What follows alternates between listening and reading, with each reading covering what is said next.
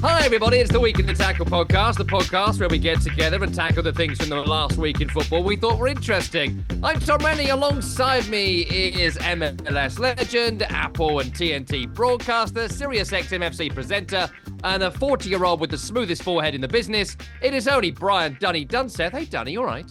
I'm good, man. I'm good. My weekend was, my heart's full from the weekend.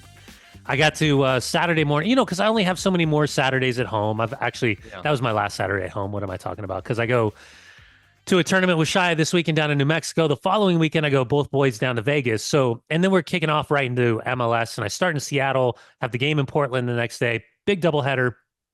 Going to be amazing. But I had finally my last Saturday home with the boys where I get to go to all those games. So Papa Bear ended about 9:30, 10 o'clock at night on Friday. Went to bed, woke up 6 a.m., got Micah ready for his game, went up to Ogden. He plays his game. I come down, do a switcherooski, get on some warm clothes, and then we go watch Luca play 2 games. Then afterwards, we go to a place called Slackwater, a little pizza place, amazing, right downtown. And then afterwards, we go back home, switch again. And Shia's got his game. And Shia was playing his game, his EA game against this team called Red Wolves at Westminster College. The cool part about that is Westminster College is where my wife went to school. So it's kind of a full circle event and pretty cool for all involved. So the Dunseth family had a great weekend, got a couple of great runs up in the mountain and slowly and surely getting ready. And don't call me Shirley, airplane reference, for the upcoming MLS season that is just a couple weeks away. Talk jive for the rest of the episode as another airplane reference. Pass. It was the chicken. Don't get the chicken or the fish. I was going to do it there, but I'm not going to. Listen, I'm sad today. I'm glad you mentioned MLS is back in a couple of weeks because I was happy this morning because West Ham are getting James Ward-Prowse back, which is good because I've had to suffer Guido Rodriguez, as you know, which has been a torture to me. I don't understand him. And Carlos Soler, who beyond his Mikel Arteta hair, I will forget him instantaneously. So I'm happy. Prowse is back from the Nottingham Forest bench. Great stuff. But as I come in to record the program now, Cucho Hernandez is going to be leaving Columbus Crew. So does our friend Tom Bogut, him of the amazing moustache fame, and go to Real Betis. And look, sure, Real Betis, top 10 team in La Liga. Good for him, I guess, if he wants to rejuvenate his European career. But I'm going to miss Cucho. I've enjoyed Cucho at Columbus Crew. Yeah, 16 million is a tough number to turn down considering what they spent and what they got out. And I think this was a dual relationship because it certainly benefited Cucho coming from Watford at a time where things were kind of stagnating. He's one of the best strikers in Major League Soccer, hands down, no doubt about that. Great return on their investment.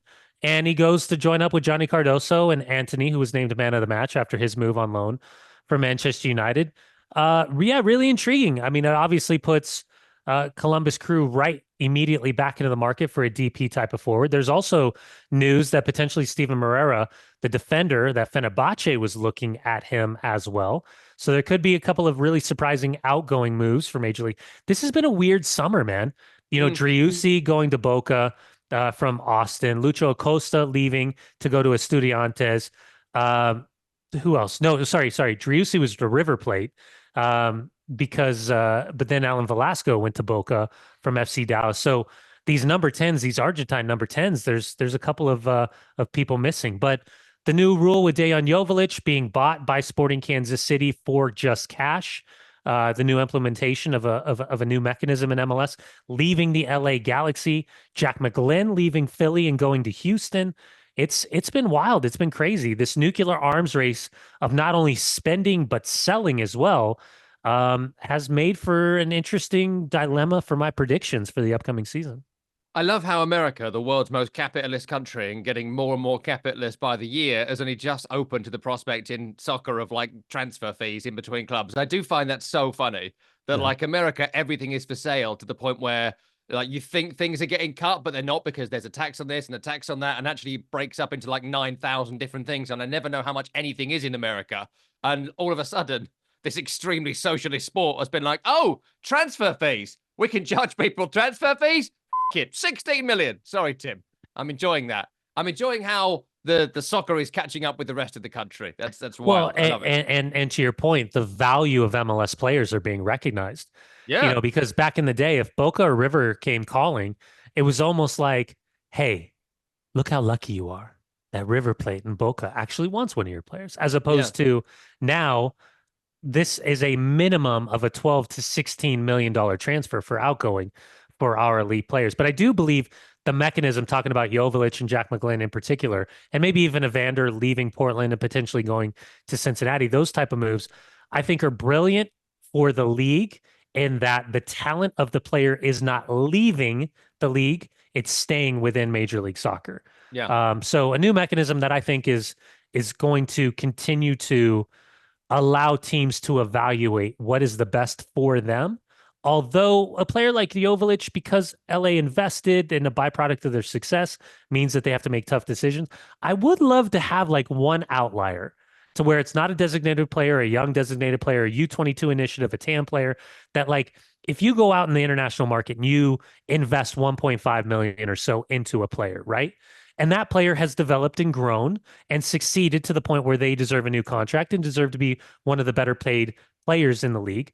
I Mm. feel like there should be like an anomaly, like a one mechanism that's like we took a chance on you mechanism. And like now we get to pay you whatever the discretionary number is and how we're going to categorize you as a designated player, young DP, whatever but like this is it's like, when you can buy out, there's a one player buyout clause per year per roster now for MLS, like the one, I call it the mistake. Like you can pay off the mistake. Like I feel like there should be a reward of teams that really believed and developed and showed the process is there and not unfortunately have to get rid of the player because they've done so well that ultimately they've still got to stay somewhat cap compliant or budget compliant. Look at you in America, getting a grown-up league. God bless you. Yeah. Listen, speaking of a grown-up league, I do want to talk about the Premier League a bit today and the concept of humility. Hmm. And to be humble. What is it to be humble in our lives? What does it mean? Well, the Oxford English Dictionary defines humble Oh boy. as having or showing a modest or low estimate of one's importance, to show humility or to feel less important or proud of yourself. And the reason I bring this up is because Arsenal don't have it. I don't know if you need it. I don't know if you should have it. But I was absolutely fascinated by the Arsenal game against Man City this weekend. Of course, Arsenal were great. I'd love your view on that and how they played and the pressing and the tactics and how Arteta has now gone 5 unbeaten against Guardiola and it's a monster win. And City have been so crap they spent $250 million and more by the time this goes out on players just this January. But this whole row about Erling Haaland threw the ball at the head of Gabriel in the game at the Etihad, whenever that was, August or September. And then post-game, Arteta shakes his hand and he has this line of stay humble. And he also then says to Lewis Skelly on the day, who are you? Which has really rattled the Arsenal fans to such a degree they've carried it through and through and through months later. I did think it was quite funny, as an aside here, all the Arsenal fans to me this morning on the Sirius XMFC football show were like, let it go, Tom. It was yesterday. Move on. It's like, you've kept this fucking grudge going for 6 months. Sorry, Tim. Okay, so I'm going to talk about it the next day, if you don't mind. But like the Gabriel Haaland battle is great. I'm sure you enjoyed that. The pulling of the shorts and go get my boots, which was just excellent. Loved it. But then there's the Lewis Skelly goal, which is great. But then he goes over and does the Zen celebration Haaland, again. yeah. I'm quite into it. I quite like it. I just find it quite fascinating how much of a chip on their shoulder they've got about this. But, take those chips and make some great content. It's fine. I'm all for it. But then, there was some weird old fella who was too old to have a cardboard sign saying, stay humble. They played the Kendrick Lamar song, Humble, at the full-time whistle and all of it. And, I'd love your view on the whole thing, Danny. But the final bit from me is that the reason I think this struck a chord so much is that to win the league, there is going to be an element of humility required from Arsenal. And if you noticed it, and I'm sure you did, when the full-time whistle went, Mikel Arteta didn't do his usual run down the line and act like the world's biggest sorry, Tim. What he did was put his head down, go shake Guardiola's hand, and keep it cool and calm and collected, as he has done quite a lot more in the last few weeks in his sort of development to stop him being like this sideshow character that he's been for a long time. And I just wonder whether, Haaland was right, wasn't he? You need to stay humble to win everything that he has in a game where he scored 250th his 250th league goal and he's like Yeah. up there with Messi and Ronaldo, he doesn't need to be humble because he's sort No. of won it all and done it all. Whereas doesn't Miles Lewis Skelly, I don't know, need to learn the lesson that a bit of humility goes a long way? I don't know. Give us your view on this. Yeah, listen, I think what it really shows to me is you have the hunters and you have the hunted, right? And the reality is that Man City have been so good for so long that there is a certain amount of arrogance that comes along with their position because of the consistency of their performance. For Arsenal, coming up short on a couple of occasions, have obviously found themselves as the butt of the jokes, the also rans, and maybe in any other world, in an alternate universe, um, there would be a different ending that Pep Guardiola wouldn't have one of the best teams that we've ever seen in terms of the consistency of performance in the last 7, 8 years, and that Arsenal would have been Premier League title winners once again. But that's just not the case. Mm. Listen, I love a good Dunsethery. Yeah. I love the talking. Sorry, Tim. I love the needling of players that invokes the emotion and just sees that raw button where you know you got them wrapped around your pinky and you just continue to push and push and push. There was going to be a time and a place that I think every athlete knows that if you're going to talk a certain amount of trash, it's going to come back to haunt you. And whether that's, Gabrielle on Twitter or that's Louis Skelly, doing his Erling Haaland celebration, much in the manner that Kylian Mbappe did the celebration against Erling Haaland a couple of years ago in Champions League. These are all normal things. It's banter-esque. What I would say is that performance from Arsenal, specific to the second 45 minutes, was extraordinary. And you hope that if you're an Arsenal fan, that Mikel Arteta's side can recognize that whether it's their fault or not their fault, whether the circumstances surrounding yellow cards that turned into red cards or straight red cards that were then rescinded, the reality is they're a very, very good football team. And for all the questions missing out on the number 9, I think we could most certainly have that conversation in the first half with that miss from Kai Havertz that could have made it 2-0, because I think everybody going into halftime was saying that was going to be the reference point for, again, why Arsenal needs an out-and-out number 9 versus now the ceiling set. That glass ceiling was the second half performance against Man City. And again, Pep, theological, tactical, just the way he approaches games, the building out of the back, the high lines, the unnecessary mistakes that are being made, the lack of confidence. That's certainly a part of this conversation and narrative. But Arsenal was fantastic. They were fantastic on the day and worthy of all 3 points in the accolades that they are receiving post 5-1 win against City. Let me just go back on humility one more time, because I do think one element we haven't touched on. No, you didn't miss it. I didn't ask you it, but I was just thinking about like Alexander Isak recently. It's become a bit of a thing, humble, this season, right? This word from the Haaland thing. Alexander Isak recently was asked about him scoring like 7 in a row, and Newcastle won 7 in a row, and he said, I just need to stay humble. I got to be humble and do my thing. Mo Salah said it recently, I think not too far after the original game between Arsenal and City, and was like, look, we're top of the league and we're doing well, but look, we just have to stay humble. And it is a bit of a cliche. It's almost like a Nike advert, right? Stay humble. Just go for it. It just feels like hashtag. It's a fucking hashtag, right? Sorry, Tim.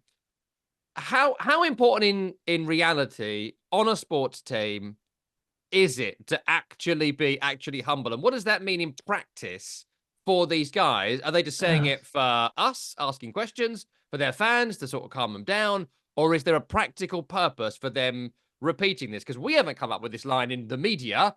The players are saying it. So that's why we're jumping on it. Yeah, I mean, it's hard for me to comprehend at the highest level because I obviously haven't been there, right? So in a race to maintain your position, pole position, to be a Premier League winner, obviously I never had that opportunity. But I've been in teams where we knew we were the hunted. We knew that we were better than everyone else we played against. And in those moments, whether it was with Miami Fusion or that was with Columbus Crew, and you're lifting titles or you're winning things, supporter shields and all those things, you just know that there's inevitably this confidence that you have that it doesn't matter. It doesn't matter what they do. It doesn't matter who they have. It doesn't matter what our coach says. It doesn't matter even the substitution pattern. You kind of just look at each other and you recognize what you're capable of doing. And a lot of that is just in the trenches, right? They're battle scars where you learn exactly what you're made of. And you have a good idea what your team's made of based on the quality and the competition for your training sessions week in, week out. But the being humble part for Isak and all of this, I mean, Man City's the perfect example. I mean, you talk about squad, and again, Rodri and the ACL and all that stuff. But if you just talk about position, cost, weekly salary, squad, position, and just the elite level of athlete, I mean, nobody saw the tanking of a season that we've seen, and still within, Mm. still within touching distance of the top four. But I mean, to put it in context, how bad this is, Man City in the Premier League have given up more goals than Manchester United in the Premier League. And Ruben Wow. Amorim is breaking every negative record that he possibly can on the Yeah. backside of Eric Ten Hag being fired earlier in the season. So, context is everything in a conversation, but you're right. It does come down to listen, all these guys, your ego and mixed in with your self-belief is a really, like, when they talk about the psychology of elite athletes, Mm. obviously it's ego driven, right? There's OCD and there's the repetitive nature to get to that high and all of that stuff. But like your confidence and being able to divest of mistakes, I think that is what really, you know, transitions the moment of like great player or world class player. Mm. So the belief factor and the cockiness and the swagger and all of those things and the celebratory nature of wins, that's all hand in hand. But to be at that level, I mean, you just got to have monster mentality. And not a lot of people, take away the money and take away the cars and take away the girls and the houses and the publicity and all of that stuff. Just showing up to compete at the highest level, Mm. there's a certain way to describe that I still haven't felt like I've ever been able to do justice. And Arsenal were trying to get there this season. Of course, Liverpool were the mentality monsters under Jurgen Klopp, and that's one of Yeah. the reasons why I think people have got them as quite comfortable champions at this point. Arsenal were going to need to beat them, and then Liverpool got to drop further points. We'll see how that goes as the season progresses. One final bit on Man City before I want to move us on. And I was just thinking about this a little bit when Kevin De Bruyne come on in this game, and I have at times over the years been a slightly chubbier fellow. It's I'm in good shape now, but like, yeah, I've been a stone heavier than Healthy, this. healthy. Yeah. And I've also spoken to many players who have had this sort of issue as well. I won't out them here. I'm sure they'll do it themselves when they're on air or whatever. But it's tough for some people to wear white, and it's tough for some people to wear sky blue, and it's not always sort of fair or a fair reflection of your fitness. But Kevin De Bruyne come on, and he's been obviously playing a bit recently. You're looking at him thinking, this is someone who's carrying a bit of timber. This is someone who's not been playing regularly for a long time, and it's elite level stuff, so it's not much. But he looks slower, and he looks older, and he still looks like there's obviously incredible talent there. But you compare him to the player that I've loved to watch for the best part of a decade in the Premier League, and he's just not there because he's barely played, and he's barely played 90 minutes the best part of a year. And I was just thinking, Danny, in the wider conversation of, this transition of Man City, Guardiola is staying. They spent $250 million this January alone on, Marmoush and silly the centre half. Sorry, Tim. Kusanov. Um, Kusanov. I knew his name. I just thought that was funny. But they've lost Rodri, obviously, but they've lost Kevin De Bruyne as well. Hmm. And you think, like, across the last 3 or 4 years of the Premier League, if you think about the treble winning season, these weren't just the two best players at Man City. Yeah. They were the two best players in the league. They were the two best players in Europe. I always do that thing with world class. I know everyone has their different metrics. I always think of the movie Space Jam, as you know. And when the Monstars come down from space, and this time they want to play football for the survival of humanity, whether we want to live, I don't know. But let's say we've got to put a team together. Rodri and Kevin De Bruyne would have been my two first people in it to win this game to save humanity. And now, Rodri's injured, so it doesn't really count. But Kevin De Bruyne, I don't think would make that team now. And to lose those two irreplaceable players, I mean, was Yeah. it inevitable that was going to happen? And are we seeing that in practice now? Yeah, I mean, I think the Rodri's probably a different angle, right? At the same time, where the hell's Jack Grealish in this conversation? Um, Listen, De Bruyne, and I don't know if this is just a body language thing that I'm looking for manager to player, Mm. but it, I hate saying this because I'm like you with De Bruyne. I just think that the idea of De Bruyne winning a Champions League to be compared amongst the elite of the elite of the elite was something that I thought was just such an unfair situation. Mm, Especially going back to getting his face broken unceremoniously by Rudiger in the Champions League final. Just feels like the cycle's coming to an end, right? I mean, yeah. that's what it feels like. And however the time looks like for negotiating a new deal with City or to go into Saudi Arabia, or even the links potentially to San Diego FC and Major League Soccer, um, I think it might have been the PSG game, and people were insinuating that, Pep's screaming at him to pass the ball, and he's telling Pep to shut up and all that stuff. Who knows if that's real or true? I don't even know anymore when I'm looking at the internet Mm, with AI now these days. But yeah, it's father time, right? And yeah. inevitably, it feels as though father time is catching up. What I will say is when De Bruyne is on the field, he still makes them significantly better. Like he can do things that no one else can do. He can Yeah. unlock movements, and they're just not going to be as good of a team. You can play Marmoush in underneath, and his activeness and the amount of moving is going to, be beneficial. Um, but yeah, it feels like the cycle's coming to a close, Yeah. and it just sucks that it kind of coincides with the instability that the season has become in 2024, 2025. Listen, let's move on. Before we do, if you're enjoying the program, do leave us a 5-star review wherever you get your podcast. Those 5-star reviews really help in the algorithm. They So if you're do. enjoying the program, leave us a 5-star review. If you are a listener to another podcast that's similar to this one and you can review them, write a review on their podcast to say that we're a great podcast that those listeners should try. There's a fun little tip for you, which I have done on a few people's podcasts, though I don't know if the Good Sex Guide is the same as this audience, but let's hope so because it'll work out well. Effort, effort. It's we do penetrating talk. They do anyway. Leave us a 5-star review. Write us a review if you can, and when we collate reviews, which you do on a regular basis, we'll read them. We'll give you a name check. We'll mention where you are. We'll advertise your business, whatever you like. Anyway, leave us a 5-star review. And if you're listening, you can watch the show in full on YouTube. And if you're watching on YouTube, good to see you. You can listen as a podcast. So subscribe to both. You mentioned AI and how it's all so confusing to be alive now. Liverpool won against Bournemouth this Yeah. weekend, right? And I want to ask you about the penalty award. It was a very even game, and there were some great moments, and Liverpool just about shaded it. It was very tight. It wasn't maybe the thriller we'd hoped for, but it was a very high level game of football. So commendation to both. But the penalty that was given.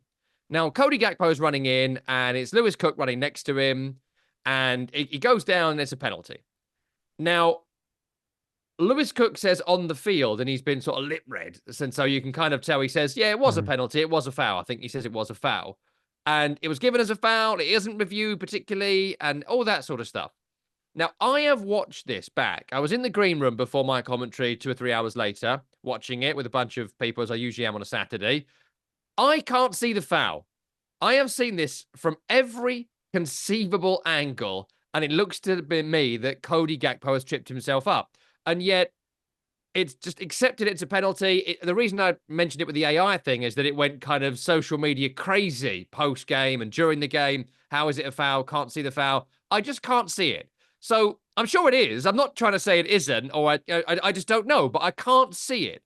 So can you tell us a little bit about how that's a foul, why it's a foul, and why I can't see it, even if I'm looking at like Zapruder film and I'm looking at the second cameraman on the grassy knoll trying to get the next angle. Like, why doesn't it look like a penalty when it's accepted that it is, including the person who is supposed to have done the foul? Yeah, no, I'm watching it. While you're talking, I'm watching it over and over. Now, he's on the wrong side, right? And so he's an outside back tucking in effectively. Cody Gakpo's taking the angle. He's on the interior. He's getting his opportunity. I think he kicks his own feet. That's in real time. I thought he kicked Yeah. his own field. I didn't see. Now, similar to and maybe this shows up in our heroes and villains, with consideration to Lilian Thuram, Marcus Thuram, excuse me, Lilian Thuram. Mm. When he goes down and the consideration for where Teo Hernandez is, I'm watching this again right now, and I don't see clear cut when they show the close up where exactly he's clipped his heels. I think he's kicked his own heels. Hmm. And then the defending player recovering comes back and then kicks the ball out of bounds up and over. And he's walking over and he's having the conversation. Again, I'm buying myself more time just to see this angle that they're saying it's a foul. But I just I'm watching and in slow motion, maybe it's a graze on the outside of his left foot that then pushes his left foot as the trail leg into his plant foot. I mean, it's one of those where I would say if he doesn't call it, does VAR intervene and say, hey, it's a clear and obvious mistake that you've made here? This seems like one of those gray ones, but the fact that he pointed to the spot Yeah. because there's a slight little graze, is that enough to say that's not a clear and obvious mistake? But I would say, here's the thing to remember. It doesn't matter what angle, doesn't matter how many times you see it in super slow-mo. There's something to be said for at full speed with these athletes. Any slight touch, graze, pull, tug, push, whatever will offset your balance at full speed. And Hmm. so while he doesn't look like he's earning the pen, maybe that graze is being judged enough to click his own heels and go down. I mean, I fully believe you, and I believe Lewis Cook, and I believe Cody Gakpo, and Arne Slot, and everybody, but I just can't. This is one of those ones where every time I watch it, it just looks like he chips himself up, and you should correct it. But then they don't do it, and everyone seems to be accepted that it is. And it led me to like, how much of a problem now Hmm. is it that, we are very much in the conspiracy theory era, because social media is unregulated. They are publishers and should be treated as such, but they're not. They're treated as free speech, but they're not. You fucking published it. You're a publisher. Sorry, Tim. So it's very frustrating. But we're in this sort of era where people can just publish it. Hmm. Sorry, Tim. And then we had this whole debate about it. And I don't think I do get drawn into conspiracy theory because I'm not stupid. But I said to you a couple of weeks ago, everyone's got the one conspiracy theory that they believe, like didn't land on the moon or whatever. And sort of this could be mine. This penalty could be mine.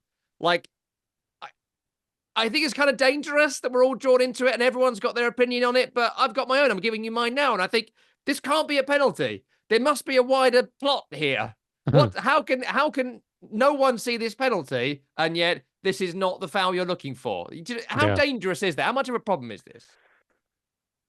Again, I try to step back in these moments and look at from IFAB's perspective, and you and I've had this conversation over and over. The idea of clear and obvious mistake being inclusive into all of this, because I think that's a dangerous substandard to be set, anyways. Because how do you even define what a clear and obvious mistake is? Um, the rule's written, the application of the rule, then based on what the written rule is different than what it is in different federations in different countries. And we see the difference between Premier League and MLS, and we see the difference between Champions League and Premier League and whatever, the application of the rules and what is or is not, worthy of a challenge, whatever. Um, Referees are going to make mistakes. We saw with Lewis Skelly being sent off and then being appealed and coming back and being available right away when none of us were surprised based on what we saw in real time. The reality for me, Tom, is that it's still a human flawed uses of unbelievable technology. And the tech is perfect. Mm. The idea behind all of this is perfect, but it's the application where human error is getting involved. And we're seeing in real time having significant consequences during the course of a game, whether Yeah. that's sending a player off or awarding a penalty or given opportunities for the score line to change or there's just so many factors. So again, I didn't think it was a penalty, but I understand in real time as I try to explain it why even a slightest brush of an outside of a foot, which then would lead to a player kicking his heels. I think Bournemouth would want that same opportunity to be awarded as a penalty. So I think it's understandable in that moment as the attacking player got a great opportunity. And listen, at the end of the day, it's all for naught if the defender is in the right defending position when the ball's played up over the top. Yeah. So yeah, it's tough, man. It's tough. And I just hate the fact that we thought that the water cooler Mondays were going to be gone with the, introduction of VAR. And Mm. here we are. I feel like every single week talking about a critical incident that potentially had a really dynamic effect on a team's season. just throwing more people and possibility in when Yeah, people yeah, you can create a conspiracy out of anything, and now you've got more actors you can put your own kind of biases onto and say it's a I don't yeah. know. Just annoyed because I genuinely I think you're right and I think they're all right, but like every time I watch it, I think, well, it can't be. So what am I watching? I don't know if I'm gaslighting myself. The other thing I wanted to ask you about was Mo Salah. Mm. It's now 178 league goals for him. He's sixth on the all-time scoring list in the Premier League. He's now nudged ahead of Frank Lampard. But I had a really interesting conversation with a Liverpool fan earlier today about Mo Salah. And he was like, oh, I'd still let him go in the summer. And I thought, would you? And he was like, yeah, if you watch him now, he's now just a goal scorer, is what my Liverpool supporting fan friend said to me. And I was like, okay, but isn't that like the most important thing, that he is a goal scorer? Mm. And he scored the two of the weekend, and kind of the second kills it, and yada yada yada. And we're still at the kind of contract expires at the end of the season. And he was like, if you look at him, if you watch him, and I'm going to try and do this week, watch a game from 3 years ago and how much he moved and how constantly and Mm. endlessly involved in the game he was. And now he's just not involved. You barely see him. You might see him like hack a shot in the air or like whatever. But in general, there can be 20 minutes where you don't realize Mo Salah is there. Then suddenly he scored the second goal and the game's over. And I just wonder what you thought about that, whether you've noted a particular change in the way Mo Salah plays, maybe under Arne Slot compared to the all-action way that it was under Jurgen Klopp. And Mm. also with regards to keeping him, would you look to keep someone that's only there to score goals if you were looking ahead to the next 2 years of Liverpool? Or would you say, like, you can see where, he's become a bit of a messy, don't do the running sort of player Yeah. anymore. And you can't do that in England. Well, yeah, I mean, you you can, because he's doing it. I mean, to your point, I don't think there's a significant tactical adjustment, but it's certainly not the same as it was with Mane and Mo Salah with the widths and playing off of Bobby Firmino. The team has certainly evolved. I think their style of play and the way that they set up, there's certainly differences between Jurgen Klopp's departure and Arne Slot managing this group. And I'll tell you what, feel good vibes. And I know we weaponize that quite often with regards to the U.S. men's national team, Mm, but Arne Slot and his group have done a phenomenal job of creating the environment where it's not a drop off and it's not equitable, but it actually feels like a step up in terms of the consistency of the performances. So, Mo, he's such an insanely talented player. And when he's isolated one on one, you feel like, he gets the ball, he's going to generate a scoring opportunity, whether that be for himself or for a teammate, because he just he scares the living sorry Tim out of anybody and everybody that he's around. So dependent upon, and by the way, Trent and Connor Bradley, two completely different type of players. I feel like because the midfield is so strong, Gravenberch and McAllister, even Szoboszlai, they've allowed him even that much more freedom because they're going to do some hard yards that he doesn't necessarily need to be asked for. So it doesn't feel as dramatic as it did heading into December because Mo's not talking about it. We're not seeing the same hubbub about hey and Virgil van Dijk in particular, and Trent. Is he re-upping? Is he going? Is he signing with Real Madrid? It seems like whatever they did, there was enough of a conversation to be like, let's calm down. Let's think about what we're going to say publicly, whether from the club's perspective, the manager's perspective, or the player's individual perspective. Let's not let this get out of hand and get away and be a distraction to what this is happening right now. Right. So, yeah. Yeah, we'll see what it looks like. But meantime, if he continues in this run of form, it's going to be hard to see a world in which Liverpool drops significant points in the run up to this Premier League title. Having an all-timer season in terms of impacts on games and scoring goals. Listen, last bit before we get to heroes and villains, I did just want to ask you about Manchester United because, like, we've done shows together on Mondays before. We're recording this show on this Monday, and there's a kind of joke with everyone really in the industry that how did Man United get on this weekend? Oh, they lost. Oh, well, that's Monday morning sorted. Then I'll go to bed. Like that's generally been standard practice for a lot of us for years and years and years. They lost against Crystal Palace at home this weekend, and no one really noticed. It was just sort of like, okay, yep, that seems about right. Yeah, that's fine. Could have lost 5-0. Could have Could lost have lost 5 5 nil nil. easily, easily. Had a few moments, but could have conceded a few more goals. I Yeah. mean, just at what point do you think? I know that we've sort of had this conversation a bit, but then another week goes by and they've lost again. They've played badly again. They've lost again. I mean, You don't Kobe even have to Mainoo ask was me. striker. You just want me to go. You don't even ask me. I'll say it straight Yeah, up. go on. Tell me. I Tell mean, me. because of this run of form, there should be questions surrounding the appointment of Ruben Amorim, Yeah. an insanely talented young manager with Sporting Lisbon, who seems uncompromising for the philosophy and the approach that he wants at the club. Certainly uncompromising with the formation, or at least the adaptation of 3-4-3, or however you want to verbalize it. Um, Uncompromising, his way or the highway. Where's the culpability? Take away Rashford's responsibility. What is, Ruben Amorim's responsibility in getting all these guys on board and selling them the project? There's questions around Ineos, Sir Jim Ratcliffe, all the way down Brailsford into Jason Wilcox. The idea, Omar Barada, the idea last summer, why they thought it was important and pertinent to re-up Eric Ten Hag, only to sack him 10 games into the season. This chase of Dan Ashworth and the spending of the money, only to sack him 4 months into the season and walk away. So the structure and the identity, the players that they brought in, have they made them significantly better? I'd argue Ugarte is the only player that has made them significantly better. Mazraoui, really good player. De Ligt, really good player.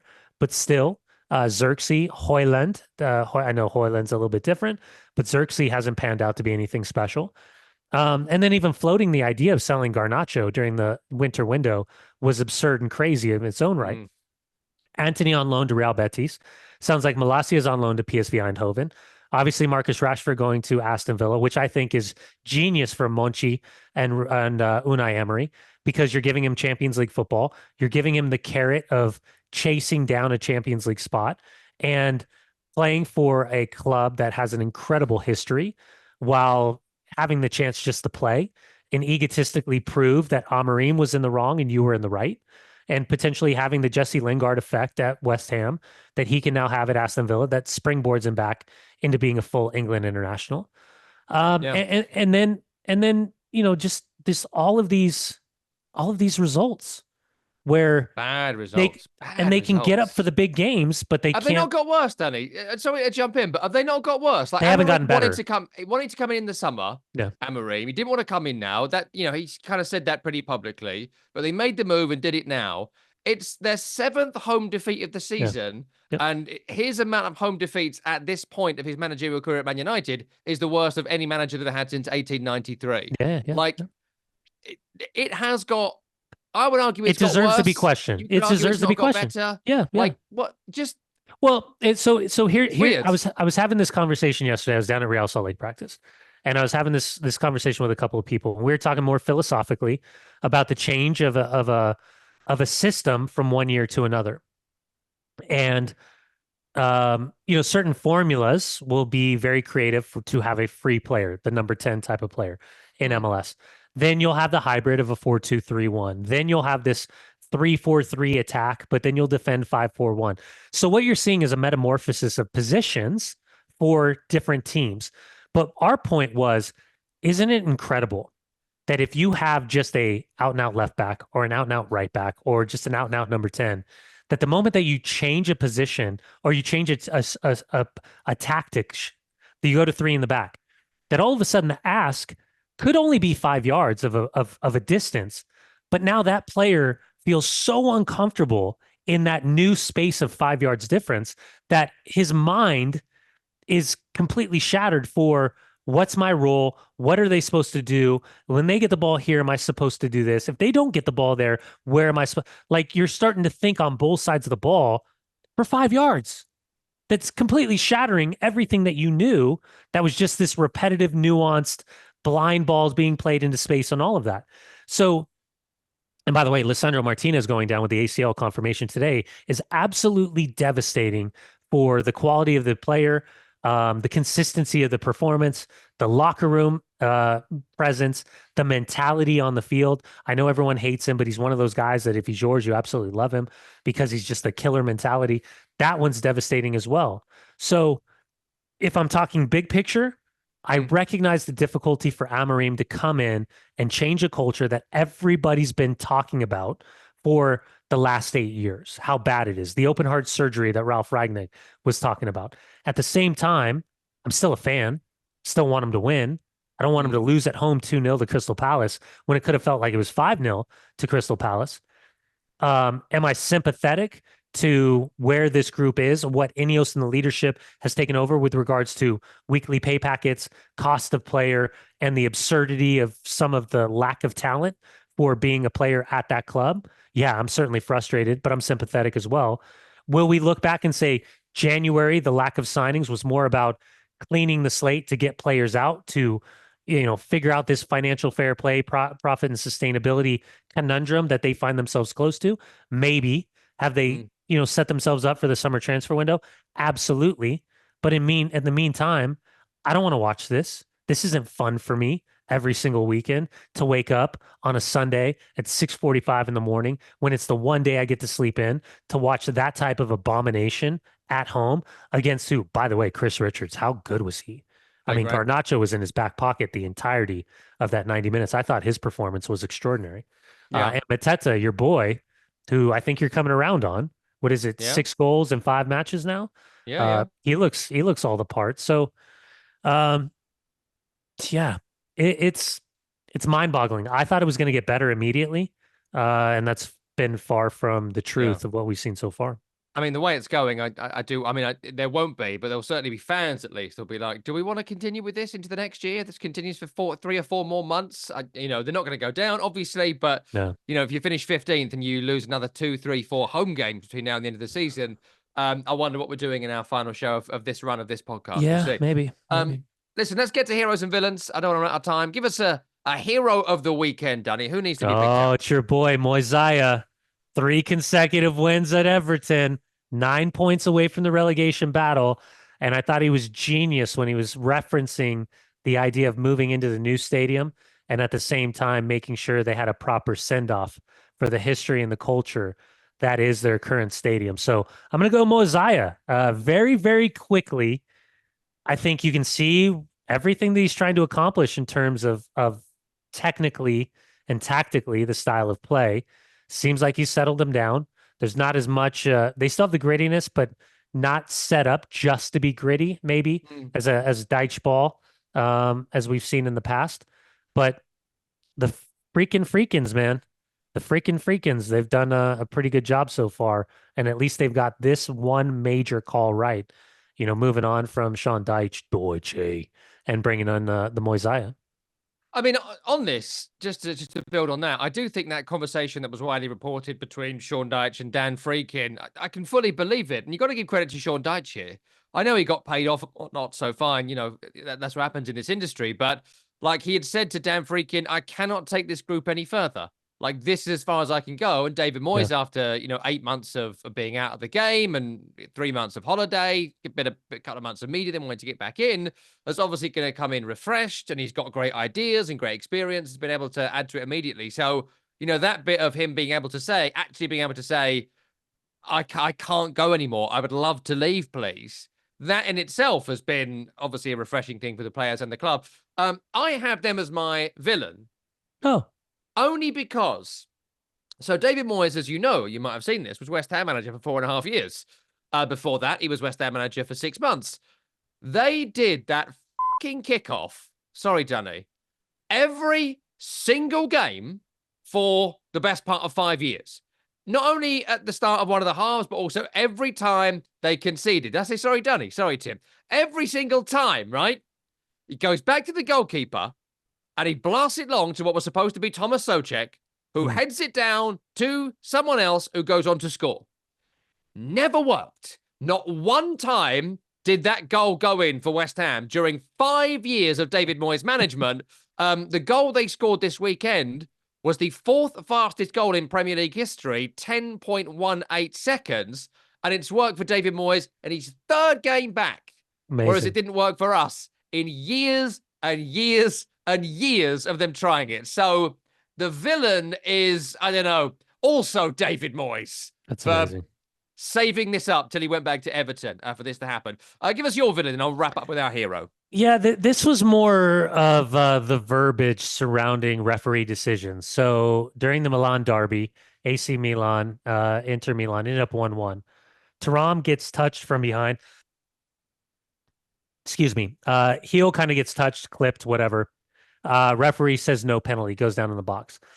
I saw it in real time, and the conversation was interesting. And then everyone over at CBS and Galasso as the coverage for Serie A, they had Christina Unkel, who's the referee's rules expert, does an amazing job verbalizing, and I agree with a lot of what she says. And there's times that I disagree as a former player. And that's fine. I see the game. There's certain things that I think there should be more leniency than others. But she's coming in from a factual referee decision, the verbiage itself, how the referees are utilizing it, and then judging whether she thinks it's the correct call or not. Thuram goes down in the box. Teo Hernandez is kind of close enough to potentially make a challenge on the ball, but the initial challenge is Thuram gets his feet taken, his clip from behind. I think it should be a penalty. But as the conversation was laying itself out, and Mike Grella and everyone in the studio was asking Christina Unkel about it, she used the word consideration, and I don't know if this was the verbiage from the laws of the game, or this is just the way the referees are assessing a moment at high speed, 100 miles an hour, and obviously the word consideration makes common sense. Is that that they're taking into consideration location, challenge, ball, touch, defenders, recovery, all that stuff. But my problem in the consideration was the utilization of the word was for a future event. Right. It didn't take into context that he got his feet clipped from behind. It only took into context the consideration if Teo Hernandez would have been able to then make that challenge had Thuram not had his feet taken out from underneath him from behind. And so it got Miola and I in this conversation back and forth of why are we taking into consideration the potential for a future event if that's of zero consequence because the foul itself had happened? Yeah. If the foul hadn't happened, you're taking into consideration Teo Hernandez's involvement in the challenge on Thuram inside the box. So high contentious situation. I just thought it was interesting. She's not my villain, just to be very clear. Christina Unkel does a phenomenal job. But it was more about just the idea of the words that are being used, and then subsequently how a word like consideration is supposed to take into context the future of a play as opposed to the immediate real-time decision of something that happened in the game. It was just interesting to me. Do they do it all the time when they talk about denial of a goal scoring opportunity? Like when you do that, you're always consideration of recovering defenders and angles. Yeah, and all that stuff. You're always making considerations, but this was more. This was less about a red card or a yellow card being shown. This is about the penalty itself because of the foul that happened inside the box. Yeah, it's a little bit different, but I thought it would be something interesting just to think about. Send us a note. When you're rating the show on the podcast and tell us what you think. I'd be intrigued to see what kind of Inter fans think, AC Milan fans think about that situation and how they're absorbing what the non-decision was in real time. Yeah. For me, I'll just briefly mention Nottingham Forest here, only because I love this story and I know they're owned by Evangelos Manianakis, who is a pretty loathsome character. And he is a rich man who owns like multiple clubs. And when they're winning, he's in there with these 2 sizes too small T-shirt, high-fiving the players and all that, rude sort of guy, whatever. I get that. And he's a rich person. And so like it's billionaires against ultra billionaires, then super ultra mega billionaires. So again, it's not really an underdog story like Rocky. But I do love the fact that these Forest fans have been in the championship forever and a day, and they've been in a relegation battle for 2 years running. And Steve Cooper went and Nuno come in and no one was happy. So to see them, like there was something about the 7-0 win against Brighton this weekend. And I do get a bit sometimes when I watch football. I know players do too. Stop, they're already dead. It's 5. Let's take the foot off the gas here. That does happen. You killed Kenny. Yes, you bastards. Sorry, Dunny. But I do like the fact there was blood in the water and they were like, let's kill him. Let's go again and again and again. It was the biggest league victory they've had since 1991 in the top flight. So like There's generations of fans at Forest that have never seen anything like this. And it was just Chris Wood scored their kind of first hat trick in the top flight since Nigel Clough in 1987 when Brian Clough was their manager. That's the first time it's happened since. Incredible, right? At the City ground. So Collymore didn't do it, Roy didn't do it, and all these really good players they had during that season. They finished third under Frank Clark. So it just didn't happen. So this thing that's happening now doesn't happen to this group of fans, and it's to them that I'm just so pleased about it. I love it. I love the fact they're doing it. I want them to qualify for the Champions League. And if we get Villa and Forest and even the Kingdom of Saudi Arabia in the Champions League next year, along with the kind of top two we're definitely going to get, that's something good for the supporters that can't choose their owners. And so I kind of feel like they're the hero of the week. That there is like them sort of clubs, a bit like Fulham before Newcastle, and one or two others are a bit like, couple more games to go, couple more wins here. You wait till West Ham get to 36 points. The foot off the gas is going to be astronomical from some of these guys. Hey, Horsey, did you ever think that the heroes that would include the Kingdom of Saudi Arabia coming out of Tom Rennie's mouth? Makes me want to vomit blood, but we are where we are we not? But them not taking their foot off the gas at the end of the season, I'm quite intrigued to see where. Especially after getting smashed 5-0 at Bournemouth. Lose 5-0, win 7-0. What's that about? That's insane. You're up, Herzler. Yeah, get Lopetegui in. He'd love the South Coast. Anyway, that's it for today's Week in the Tackle. Sorry, Brighton, I wouldn't wish that on anybody. That's Brian Dunseth over there. I'm Tom Rennie. Tim Horsey produced the programme. We're back next week. We'll see you then.